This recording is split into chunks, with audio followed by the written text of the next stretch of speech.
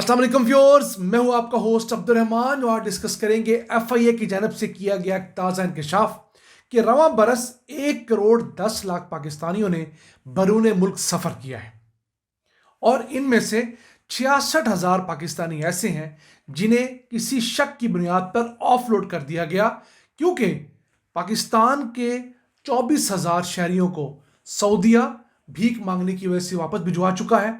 UAE से 6,000 पाकिस्तानी इसलिए deport किए गए कि वहां पर भीख मांग रहे थे, और तो और अजरबैजान ने 2,500 पाकिस्तानियों को भीख मांगने के सबब डिपोर्ट किया है। अगर हम अज्यूम करें तो 1 करोड़ 10 लाख पाकिस्तानियों ने सिर्फ 5 लाख रुपए खर्च किए हैं मुल्क से बाहर जाने पे, तो ये रकम पता कितनी बनती है? 4,250 अरब रुपए। जी हाँ, डॉलर टर्म्स में 15 अरब डॉलर्स इस साल 2025 के 11 माह में पाकिस्तानियों ने खर्च किए हैं मुल्क से बाहर जाने के लिए। अब आप खुद सोचिए, एक ऐसा मुल्क जिसके बारे में कहा जा रहा है बहुत गुर्बत है, बहुत बेरोजगारी है, उसके लोग 15 अरब डॉलर्स खर्च कर रहे हैं, जबकि वो आईएमएफ से 7 अरब डॉलर्स का 3 साल का पैकेज लेकर फंसा हुआ है।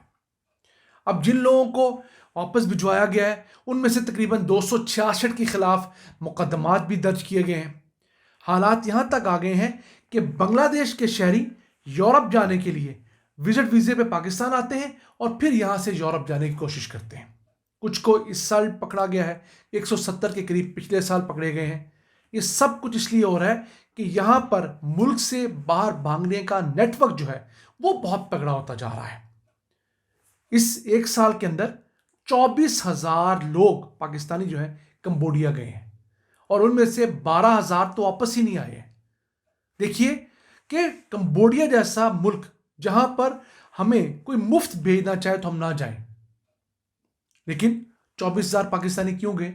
इस आस पर कि वहां से यूरोप निकल जाएंगे।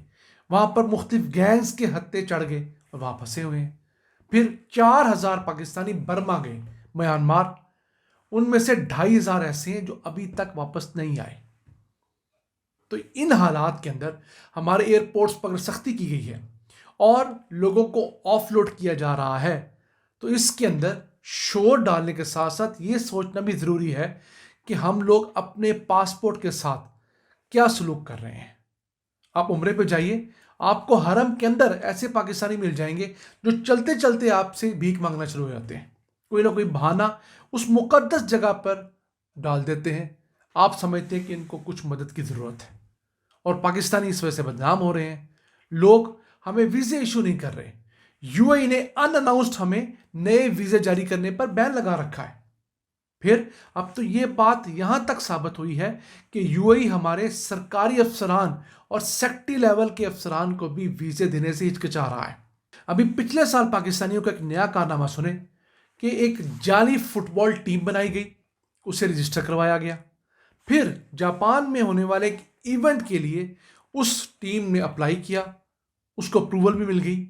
यहां से वो फुटबॉल की टीम जापान गई और उसमें एक ऐसा शख्स था जो एक टांग से माजूर था, बाकायदा लंगड़ा था, लेकिन वहां गया। अब न जाने वो वहां से स्लिप हो गया, किसी और मुल्क में चला गया, उसका मुझे पता नहीं है।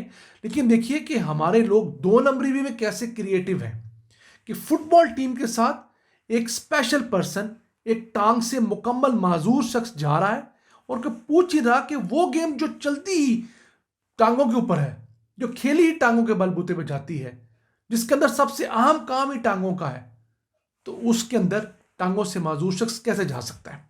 लेकिन ऐसा हुआ है। अभी पिछले साल की बात सुनिए कि पाकिस्तान से 8,000 अफराद ऐसे हैं जो गैर कानूनी तौर पर यूरोप गए हैं। इस साल वो तादाद कुछ कम हुई है, तकरीबन 4,000 के करीब आई है। और एक पाकिस्तानी के गैर कानूनी यूरोप जाने पे पता कितना खर्चा आता है? 60 से 70 लाख रुपए। जी हाँ, पहले ये होता था कि यहाँ से बाई रोड ईरान का बॉर्डर क्रॉस करवाया जाता था, फिर आगे से अजरबैजान, चलते चलते टर्की और आगे से पैदल, लेकिन बहुत ख़तरनाक था, बहुत हार्ड कंडीशंस थी, लोगों की मौत बहुत ज़्यादा होती थी। अब क्या हो रहा है, यहाँ से लोगों को अफ्रीका के उन ममालिक में भेजा जाता है जो कि यूरोप के करीब हैं, और फिर वहाँ से लोगों को पैदल जो है कश्तियों तक اور پھر کشتیوں کے ذریعے سمندر پار کروا کے آگے یورپ انٹر کروانے کی کوشش کی جاتی ہے. مثلا لیبیا بھیجا جاتا ہے تو لیبیا سے آگے پھر کشتیاں چلتی ہیں. وہ کشتیاں اکثر حالات جب خراب ہوتے ہیں، موسم کی تبدیلی ہوتی ہے، اکثر میں گنجائش سے زیادہ لوگوں کو بھر دیا جاتا ہے.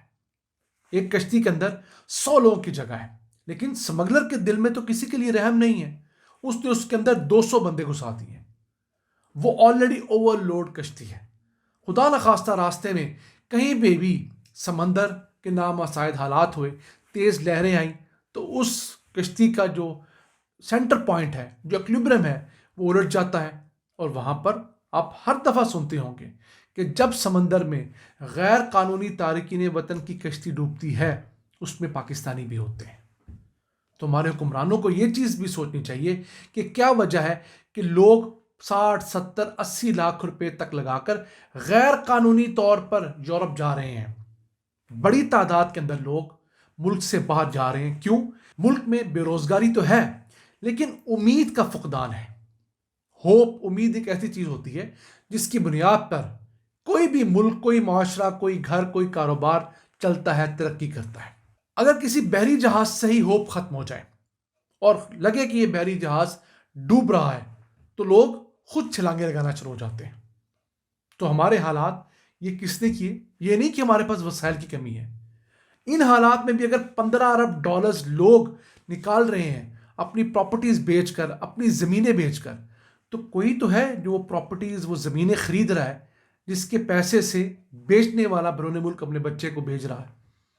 تو اس چیز کو، اس وشیس سرکل کو روکنے کی ضرورت ہے.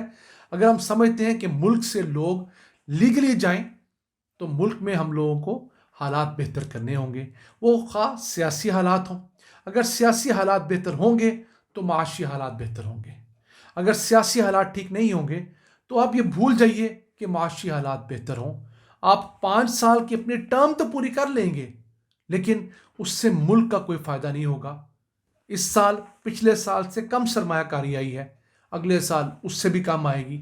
جتنے سال سرمایہ کاری کم آئے گی آپ کو اتنے سال زیادہ قرضہ لینا پڑے گا، قرضے کا سود بڑھتا چلا جائے گا. تو جب سود بڑھے گا، ملک میں پروڈکشن نہیں ہوگی، ٹیکسز نہیں بڑھیں گے تو ملک آپ خاک چلائیں گے. ناظرین، تھا آج کا ایپیسوڈ. ہمیں امید آپ کو پسند آیا ہوگا. اپنی سجیشنز، اپنی آراء سے ہمیں آگاہ رکھا کریں. اپنے میزبان عبد الرحمان کو اجازت دیجیے. اللہ نگہبان.